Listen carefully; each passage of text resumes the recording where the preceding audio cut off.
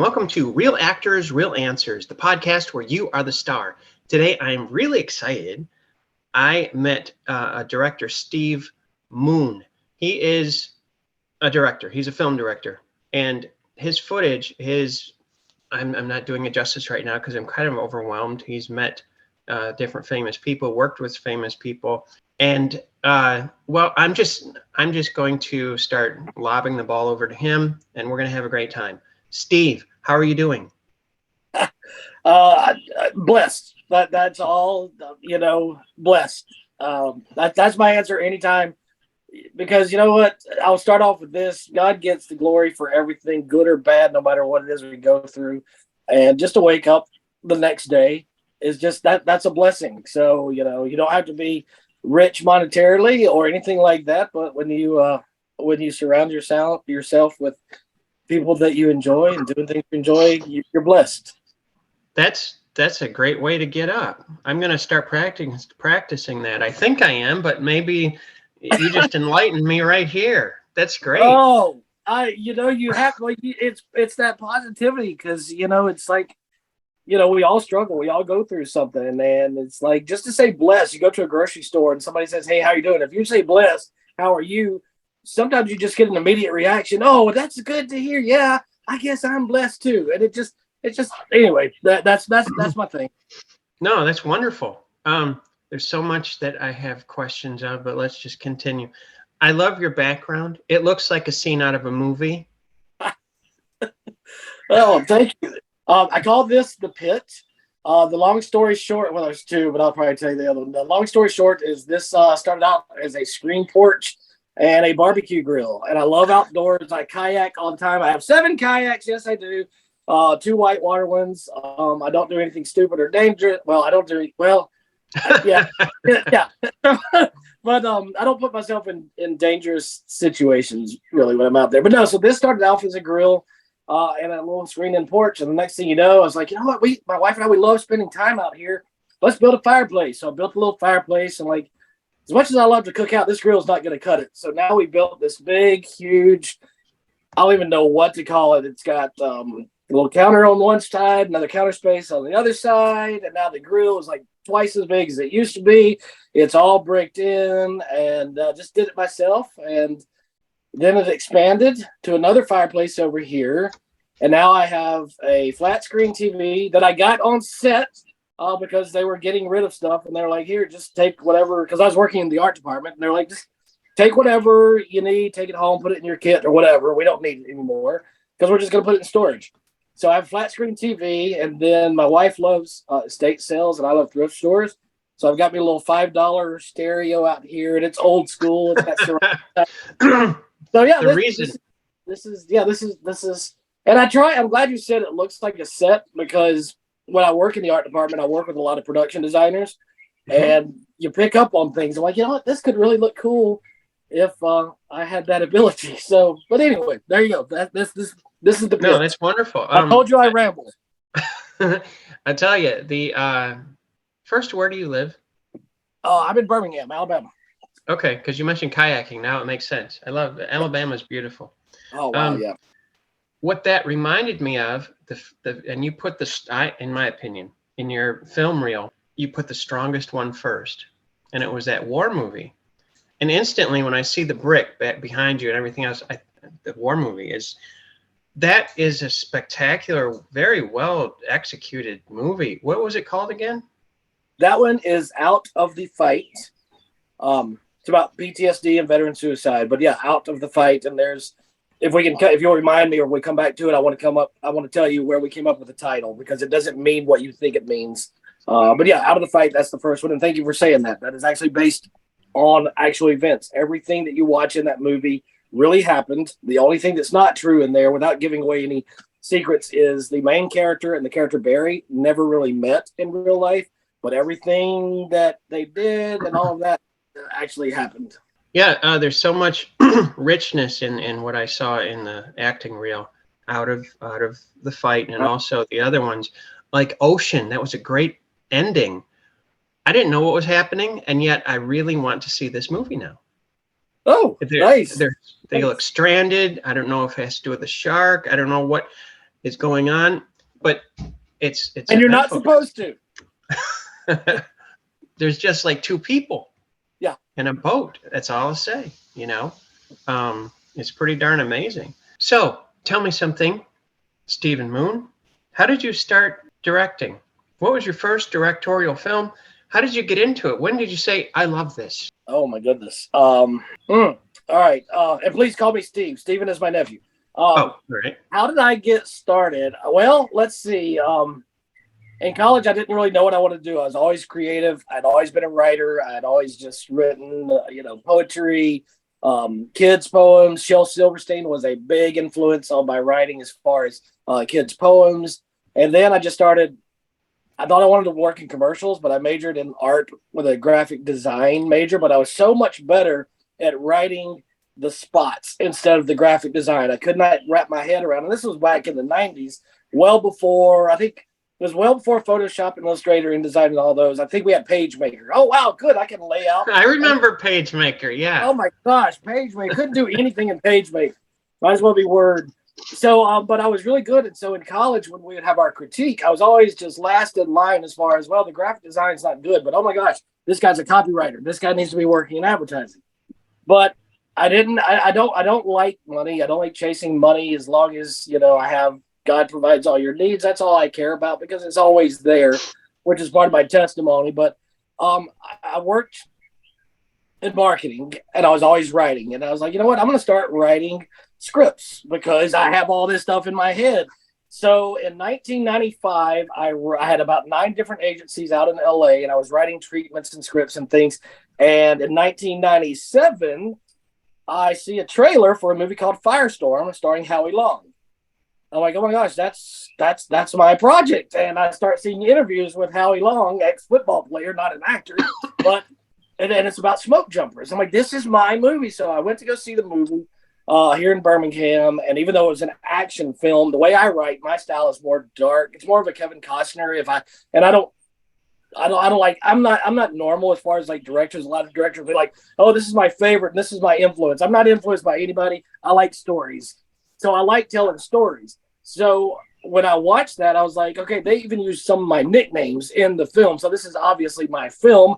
So I felt like, okay, God's telling me that, okay, you, even if it's not, but it probably is, you have the talent or the ability or whatever to create something that people are going to go see. So I tried to sue. I had 3 different entertainment lawyers, pro bono, through the Writers Guild. And they said, well, who are you going to sue? You had 9 different agencies, which is how many employees of that agency. What disgruntled employee took your script? So then I was like, yep, that makes sense. So the lawyers, the entertainment lawyers, said then if you want to get in the business, you either move to LA and become a waiter like everybody else and then write your scripts and try to get sold, or you do indies. So fast forward 2 more years. In 1999, I meet the director of Boys Don't Cry and her director of photography, and we have a conference call, before Zoom, kind of like the PageMaker of the graphic design world back then. So we do a conference call, and they're like, look, Steve, if you want to get into the business, this is how we did it with Boys Don't Cry. And it was just a bunch of horse trading, people with cameras, people that are acting. I taught myself how to edit. So I directed my first movie in 99, 2000, came out in 2001. We released it at a premiere in Tuscaloosa, Alabama. And this is the end of this story. This is how this works. There was a lady who was the liaison of the New York International Independent Film and Video Festival. But she lived in New York, but she was the liaison for that took in projects, which you had to be New York based. But she found me online. And she said, I didn't know anybody in Alabama was making films. I graduated from the University of Alabama in Tuscaloosa. Let me help you out and hook you up in the industry. So then she hooks me up with, she scheduled an event for me where I could meet Chris Rock, George Clooney, Jennifer Aniston, red carpet event, just get into the business. Met a great guy named Richie that became like a brother to me, and he was a producer out in LA, liked some of my projects, et cetera, et cetera. I'm trying to give you the whole resume here. And then Anchor Bay Entertainment for distribution, and just one thing led to another, and it becomes a brotherhood. It's like once you're committed and once you're in, people are willing to help you in the business. It's a little hard to get into, but once you're in, if you're honest and loyal, they'll be like, okay, you're great at this, but we don't need writers, but keep doing your own independent films. And that's how I got my start.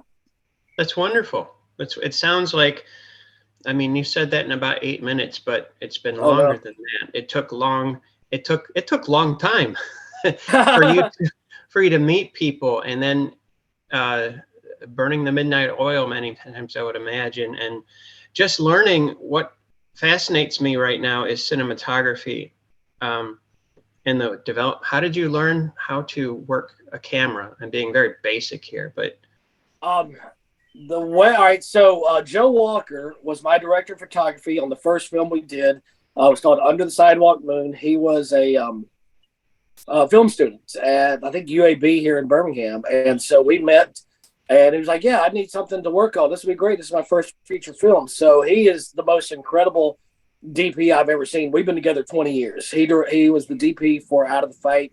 He was the DP for Ocean, DP, director of photography. I know you know what that means, but maybe not everybody else does. So that, and then on the stuff that he hasn't shot that I have personally shot or brought in other DPs because of Joe's too busy, I've just learned from him, because Joe is like this. I'll say, okay, hey, Joe, I need this shot, and here's how I want it set up. And I'll frame it in my mind like I like it. And he'll say, no, Steve, you want this. And then he'll do the same thing that I said, except he's now Picasso or Rembrandt, where I'm Mr. Watercolor Man over here.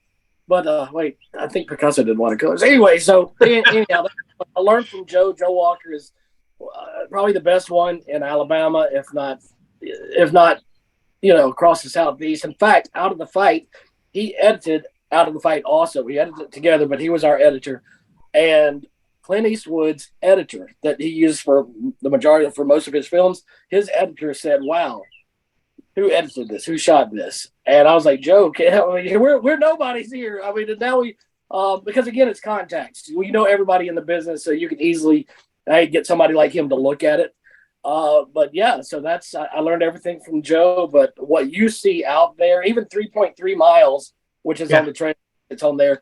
Starring Michael Pare, awesome guy, Eddie and the Cruisers. He's been in a million things. But Joe is the DP on that one as well. And he just, if you can't learn from Joe, you can't learn.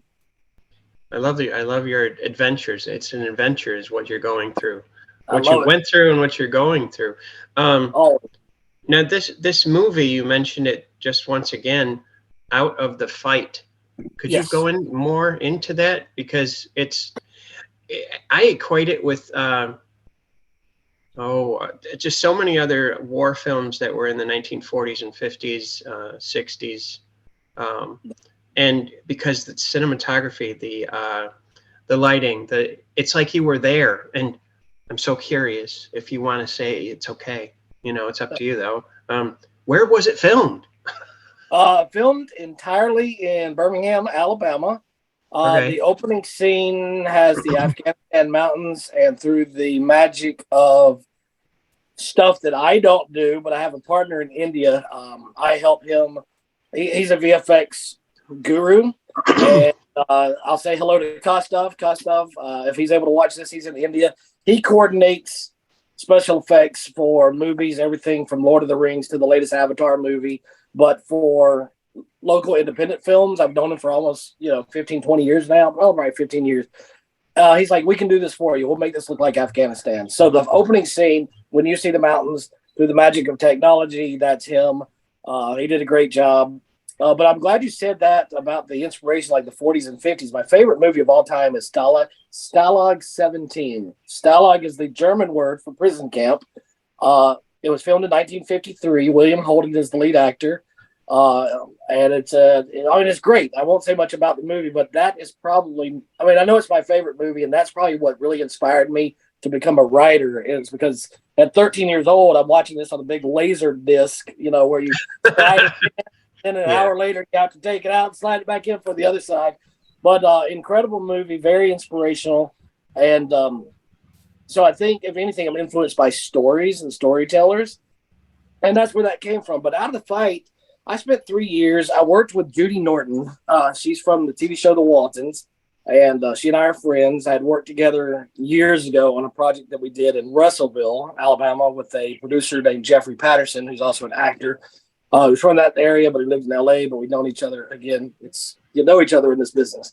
So anyhow, so Judy and I stayed friends, and I was like, I want to write something with substance, something with meaning. And there's suicide in my family. My sister lost her husband. He's not a veteran, but he went through whatever he went through, and he did it. So I wanted to write something that was kind of personal, but I had so many friends that were in the military. When I was in high school, they graduated to go to the military, and you hear all these stories. And then my other nephew on my wife's side of the family he was in Afghanistan like 3 times, and he just saw everything.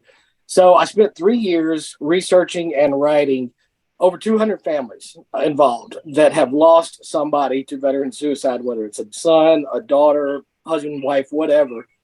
So when I wrote that, we noticed that out of the 200 families, pretty much everybody had the same story. There was no one particular thing that would cause somebody or trigger somebody to, oh, now I'm suicidal. Like, I didn't see my leg. It's not Hollywood. I didn't see my friend's legs blown off, and then I go home and, oh, I can't take this. This is our lifestyle over here in Afghanistan or Iraq. But then when we come home, it's home now, and it's an adjustment. And you spend every day of your life either killing somebody or not getting killed yourself till you come home, and it's like, okay, what do I do now? And so we narrowed it down to about 50 stories that were pretty much identical, almost the same, and wrote the script. And during that time, we were getting the funds for the movie. And then once the movie came out, we had people like the Pentagon, the Gary Sinise Foundation, all 55 VAs across the country saw it and said, we want to use this as a tool for our veterans and their families. And that's kind of where it is. It's on Amazon Prime. If anybody wants to watch it, it's probably on other networks too. But again, technology passed me by. But that's where you can go to watch it. But everything in there is true. And then lastly, I'll say this about it, is the distributors. Working with distributors is a nightmare. I don't care which distributor is watching this. You're a nightmare, because they're like, oh, well, he has a daughter at home that's like 5 years old. So we think maybe the ending, and it's about veteran suicide and decisions. So what if he goes back to Afghanistan for his final tour, and there's a 5-year-old girl, but she's strapped in a bomb, and he has to make a decision. Do I take her out, or do we find the guy with a cell phone at the last minute? Like, that's not real. That doesn't happen. And if I do that, I will alienate and lose every veteran out there, because it's not Hollywood. So I may have lost my bigger distribution, but I would rather have a smaller distribution and network with people like you guys so that they see the real story than for Hollywood to say, hey, we want you to make an unrealistic ending. So that's Out of the Fight. And it's called Out of the Fight because of veteran suicide. Well, yes and no. Committing suicide does not take you out of the fight. Overcoming that desire takes you out of that fight. I'm no longer fighting the demons that are telling me to kill myself. I'm out of that fight. So that's where the title actually comes from. That's beautiful. Yeah. The word comes to me, repatriatizing. They have to repatriatize from one area to another, and that is a journey in itself. And I never knew, and you painted a very accurate picture, and I thank you for it, about distributors, because they're like the people behind the desk. Hey, what if we do this and do that, and then we'll have another more audience and more fans and stuff like that. But you didn't want to take the integrity out of it. No, not a bit. And they even took that out of the poster. If you go to Amazon Prime and you see the poster on there, no offense to the guy with the beard, I'm not going to say his name right now, but no offense to him because he had a smaller role in there. But they took the wife out, and the wife was the catalyst. The wife was the real wife that I worked with for the most part of the story. She's the catalyst. She's the reason behind, you have to have that support. You have to have that spousal, whether it's a husband or a wife, depending on who you are, but you have to have that spousal support. And they took her off the poster. We're like, oh, we're going to do our own poster. Wow. Because they thought it would drive more people in if they saw more, like Rambo. Yeah. Oh, yeah. So I think that hurts, but that was their decision, not mine. We have a beautiful poster that Joe designed, because again, Joe probably had Photoshop when I had. So anyway, that's Out of the Fight. I have to mention Ginger Cressman, because she, you know, praised your work and everything else. She was so excited to be in China Light China White. or China White. Yep, China White. Yep. Yeah. That was the first one we did together. Yeah. She loved it. She said you were a great director and you know, easy to work with and everything. So. Oh, well, thank you to Ginger. Ginger and I have become good friends now. We talk probably every day. She's awesome.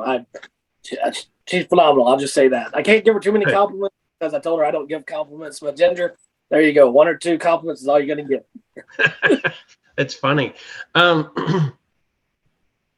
What about your other film, 3.3, 3 what miles? Is it? Yeah, 3.3 miles. Okay, all right. So I'll make this one quicker. So I love Johnny Depp back in the day. I mean, now I couldn't care less, but back in the day when I was in high school and college, I used to watch 21 Jump Street. Awesome TV show when you were like 19 years old. And in fact, I told Ginger this. Back in the day, I looked like Anthony Michael Hall. Everybody was like, okay, you and 16 Candles, or you and Weird Science, you and Anthony Michael Hall are the same person. So I always looked like Anthony Michael Hall, but he had that wavy hair. And I had the wavy hair. But I wanted the Johnny Depp, Richard Grieco hair that kind of fell this way. And it was kind of straight. And, you know, you can see the forehead, but the hair was down to here. And that was 21 Jump Street. I was like, I love that style. And they would wear do-rags all the time. So I made me a little do-rag with a T-shirt. And to this day, my favorite car is the old 67 Mustang 2x2 that Johnny Depp drove back then. But anyway, all that said is there's an episode called 3.3 Seconds in 21 Jump Street. And it was about a decision that had to be made within 3.3 seconds because it was a life-changing decision.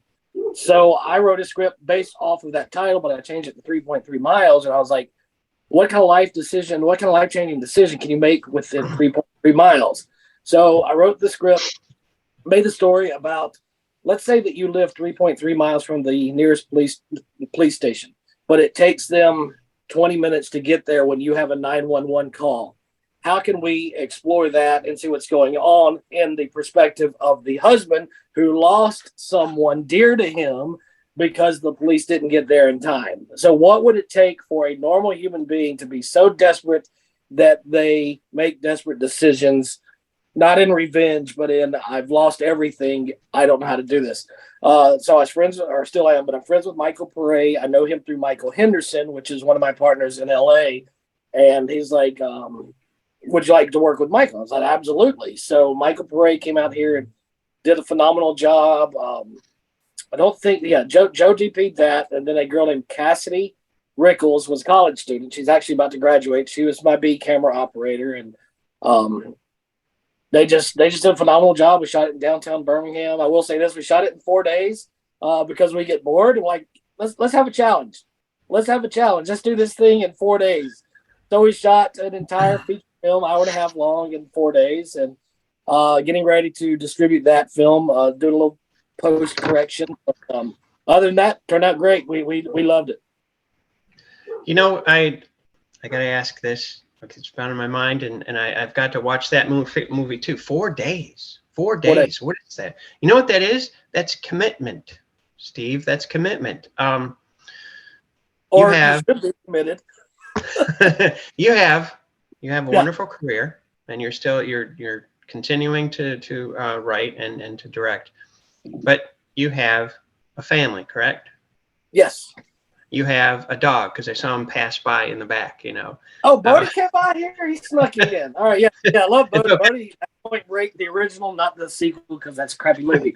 But yeah. No, and I saw on your IMDb that from like 2017, I want to say, all the way up to 2022 and, you know, continuing. What does it take? I mean, because everybody has 2 lives, professional and personal, okay?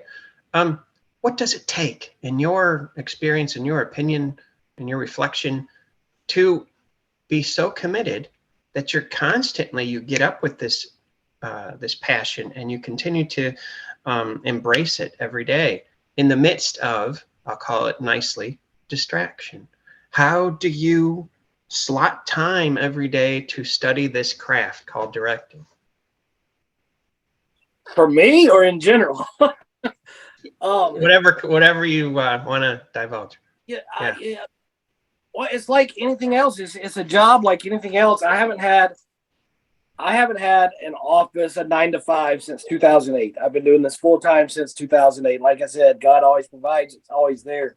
But it's like anything else. You wake up and it's a part of you. You know, it doesn't displace or replace anything. You know, you don't put that career like over family, because it's like I can't compare it to being a doctor or anything like that. But the hours are often the same. But it's like you're committed to the gift, if you want to call it a gift, whatever it is that drives me. You're just committed to that, but you're also committed to family, and you know, it's income, it's your job, it pays your bills or whatever. But the passion is just, like I said, I've always been creative. My first book I wrote was in first grade, called Salt and Pepper, about two dogs.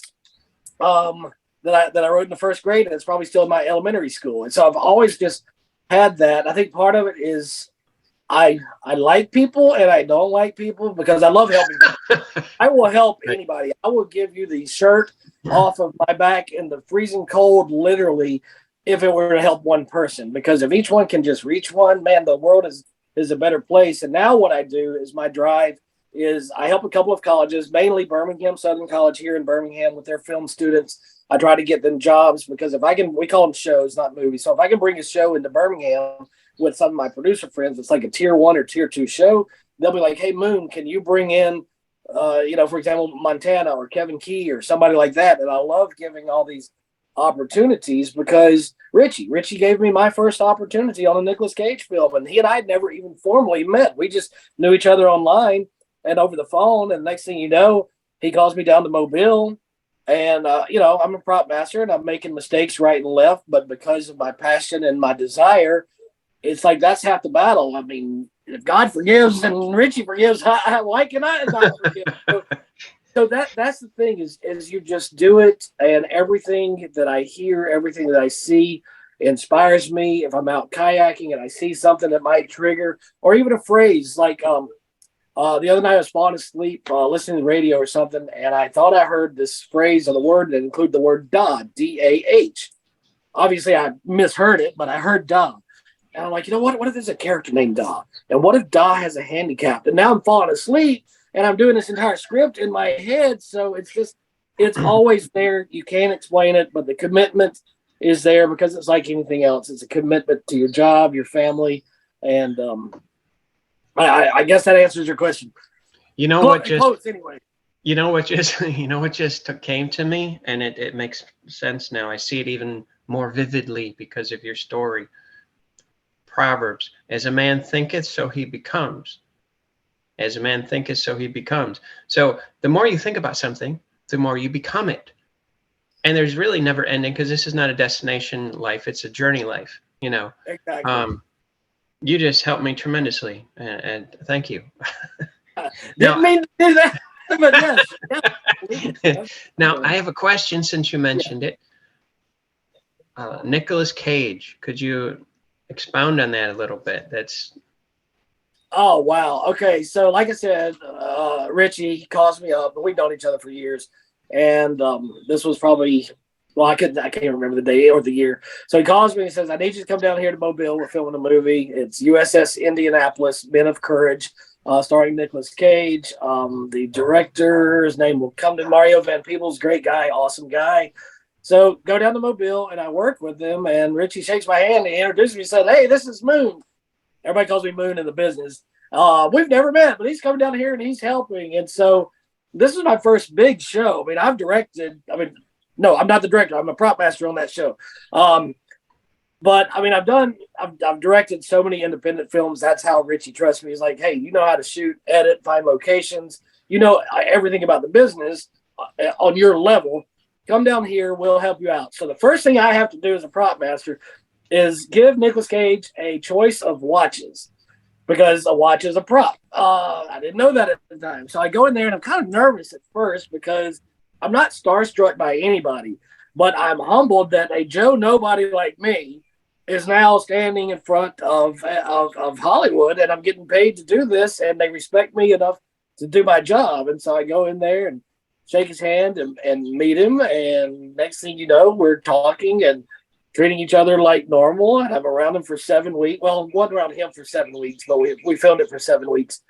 But just a great guy. And he was there the last day that we shot. And he popped a bottle of champagne. And that's when he became Nicholas. Before that, he was Captain McVeigh. After we wrapped, he pops the cork. He becomes Nicolas Cage, and he thanks everybody. And he's like, "This is a great show." And worst impression ever. I used to do him a little bit. But yeah, that was Nick. And I got to work with him a couple more times. And just phenomenal guy. Very, very shy. Not standoffish. But yeah, oh gosh, yes. He is shy. He's not unapproachable, but he's shy. He doesn't come out of his shell at all unless it hits him. Yeah, he's a very shy guy. Okay. How is his professional work? How did he? Is he a focused guy? Is he very professional on set when the scenes are happening? And that's everybody. But for him, when we did that one, we did another one called Tokarev, I think was the first one before that, USS Indianapolis. Tokarev was a film. Tokarev is a Russian pistol, and that's kind of part of what the story is. I'm trying to think which one came first. Doesn't matter anyway. But no, he is 100%. I don't care what his character is.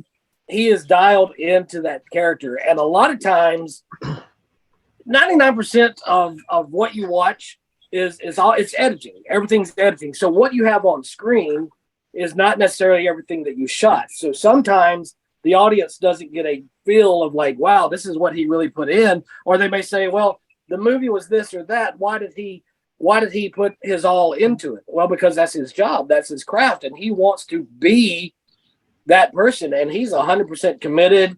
I've never even heard a bad word come out of his mouth. He's an encourager, very much an encourager. And I have stories with others if you want to hear those. But yeah, Cage is a class act.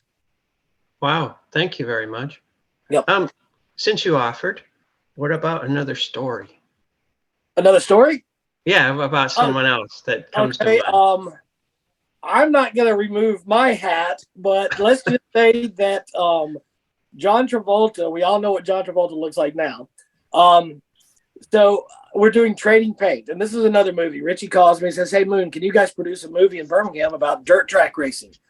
And I'm like, "Dude, I grew up in Pleasant Grove, Alabama. Half of Hueytown, which is our neighboring city, still builds their own race cars, drives their own race cars, does everything." So we do that movie, and I think I was doing props or art or something like that, but I'm helping the producers with like locations and other things. So I've already worked with Travolta before.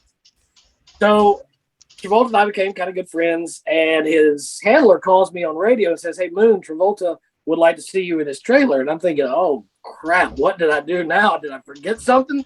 So I go to his trailer, and he's in there with his hair and makeup people. And I don't know if I'm supposed to look at that point because I'm seeing John that the audience doesn't see yet. And so he says, "That's okay. I've seen Moon without his hat on too." So I took my hat. I said, "Hey, we're brothers, man."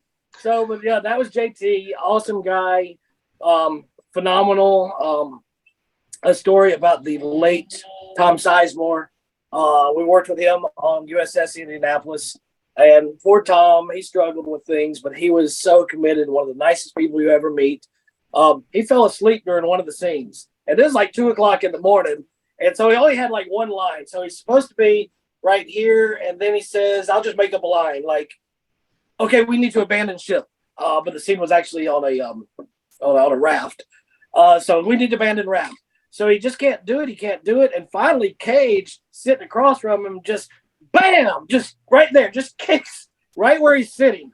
And so he wakes up. "Yeah, we need to abandon float." And he goes back in.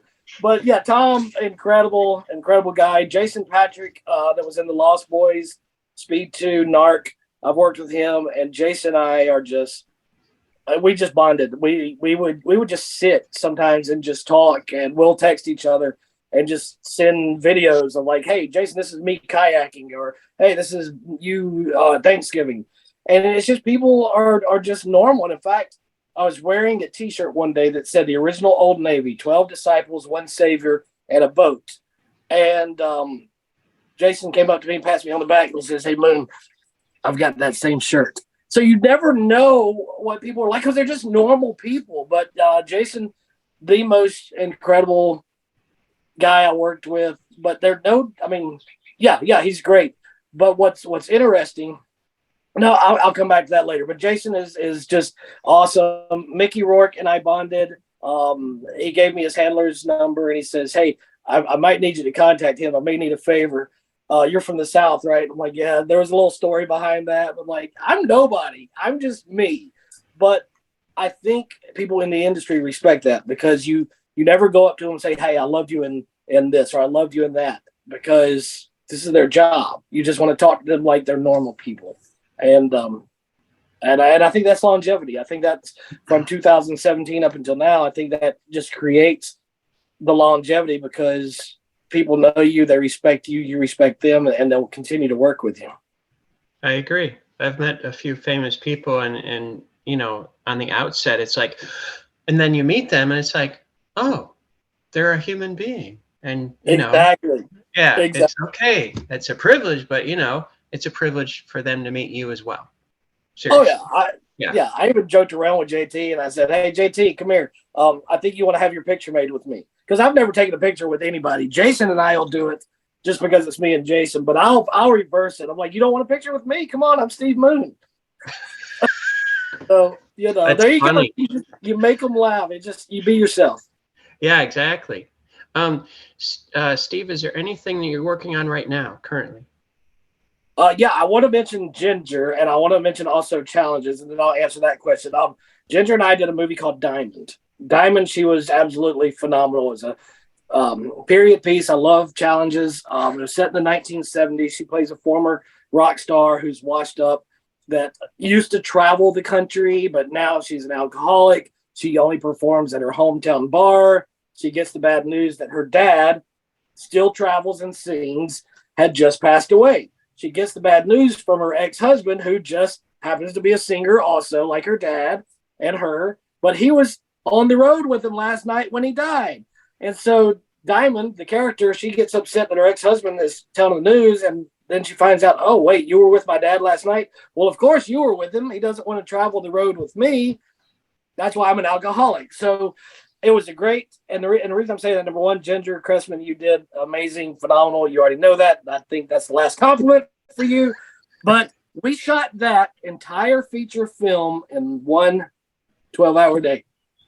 12 and a half, 12 hours, including lunch.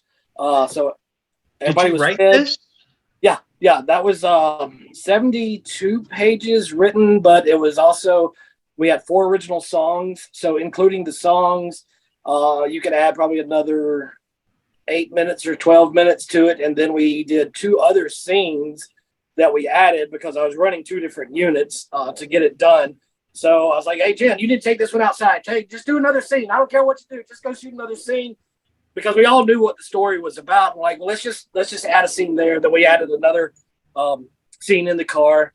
And that one right now is in the hands of our sales agent, because I do have sales agents. So if you ever are interested in getting distribution, send me a message. It's all about a sales agent, and you have to do just put something quality out there. But yeah, she did incredible, and a one-day film, and I would do it all over again because it was easy.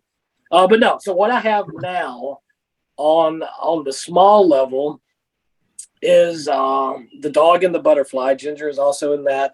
The Dog and the Butterfly, I love music. Music inspires me. My favorite kind of music is Southern Gospel Quartet or Oak Ridge Boys Quartet. I love harmony. And I think when you think on that level of harmony, it makes you a better writer or editor because you think on all these layers. You have the tenor, bass, et cetera, all the parts. And it's that way when you're working. So anyway, The Dog and the Butterfly is about Ginger's character lost one of her children. Well, she lost her only child in a crime that was taking place. They were robbing a gas station, not Ginger's character, but it's either a daughter or a son. We haven't decided yet. But the person that's in jail, in prison right now, was there with her child. So Ginger's character probably had the child when she was like 16 or 17 years old. It's now an adult child robbing a gas station with that person's best friend. That person, her child, gets killed. The other person gets arrested for it because obviously if you're committing a felony and somebody gets killed, you're responsible for that felony and you go to prison also.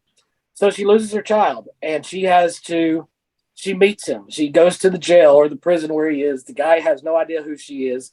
She goes to the prison in the area where you have the phone calls. I don't know what it's called, but you have the partition, the little plexiglass. And the whole movie takes place where she's talking to the guy, and ultimately she lowers the boom, drops the bomb on him, and say, "I'm the mom. You never knew me, but you had my daughter killed when y'all robbed that gas station." And he became a Christian in prison because of what he did. Her character had always been one, but in the Bible it says, if you don't, I'm paraphrasing, but if you don't forgive others on earth, your father's not going to forgive you in heaven. So she doesn't realize, but in the end, that character, the one that's in prison, actually brings her to salvation.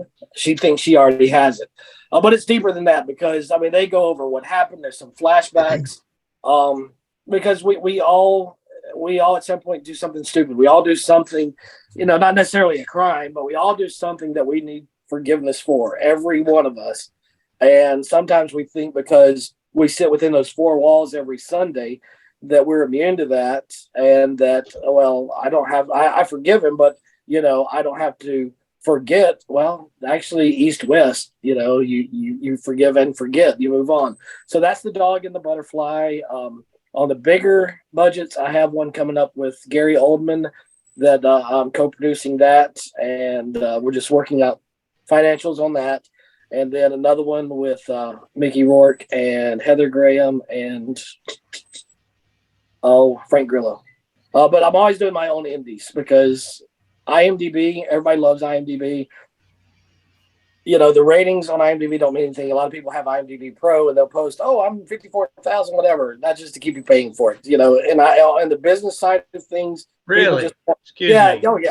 Yeah. It's just, No, the ratings, unless you're like in the top 1,000, because all that matters are the pre-sales. All that matters is you put somebody in the number 1 or 2 position, you go out and get your pre-sales, and then you make your movie for less than what those pre-sales are, and that's how you save money. You make your investors happy. But anyway, all that said is IMDb producers just want to see that you're working. If a producer like Richie or somebody that comes to Alabama, they'll look and say, well, send me his IMDb. And if it's this long, he's not going to say, well, what was that budget? What was that budget? He just wants to see that they're capable of doing the work. And if they are, bring them on board. So take the work that you can get, whether it's independent, if it's something bigger. Never think you're bigger than you are is my biggest advice. And I was going to touch base on this earlier, but I'll hush after I say this, is everybody in the industry. I have never met somebody that's, quote unquote, in the business. The ones that are like the producers and the Travoltas and those types. I've never met a snob, maybe 1 or 2 here and there, but on the lower budget, like I don't want to call them locals, but on the local independent film people, wow, you would think that they were untouchable. You'd think they were the Pope, they don't have time to, well, that's not how the business works. I mean, nobody is a nobody at all, and everybody is a somebody. But when you think, well, I own my own gear and I just did a film that was a short film that won all these awards, that's great. I'm proud of you, and I'm not knocking anything, but it's a job like anything else. And maybe I always don't come across humble, but I promise you in my heart I am. I cannot believe I'm doing this for a living. Wow, this is incredible. But don't ever think that you're bigger, because when I try to get people on shows, well, if I can't DP this thing, I don't want to be on it. I'm like, okay, we have the director of photography from Pulp Fiction right here. I don't think the producer is going to hire you. Well, I haven't pulled focus in over 10 years. Okay, but if you can come on and you can be a first AC or even a second AC, then you're kind of in the business and you're meeting those people. And people don't want to do that. I've noticed on that smaller level, and you shoot yourselves in the foot. If it's a PA, I'm much better than a PA. Yeah, but if you're a PA on a $7 million film and you're meeting people, guarantee you when they come back to town, you're not going to be PA anymore. You're going to be something bigger. Anyway, I got long-winded. It's okay. It's fascinating. Thank you. I'm going to say, from what I've gathered today, you write and you direct and you teach, because that's what you are. You're a teacher. Like I coach. Okay. It's like, it's better to be a big fish in a small pond, because you get, I mean, it's not that you can't grow.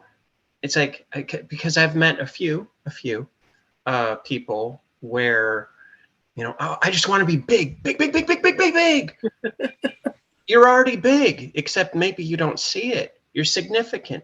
That's important, and that fluctuates. Either you get the Oscar or you don't, you know. Yeah. But God gave you a seed that you are to work at, that you cultivate, grow, nurture, water, etc., for Him. And this is what I see in you. You're rich because you're in Alabama, because that's where God put you. But you are, and a lot of your social media is not really blasting out there. But look at what you know. And is this making sense? You're fulfilled.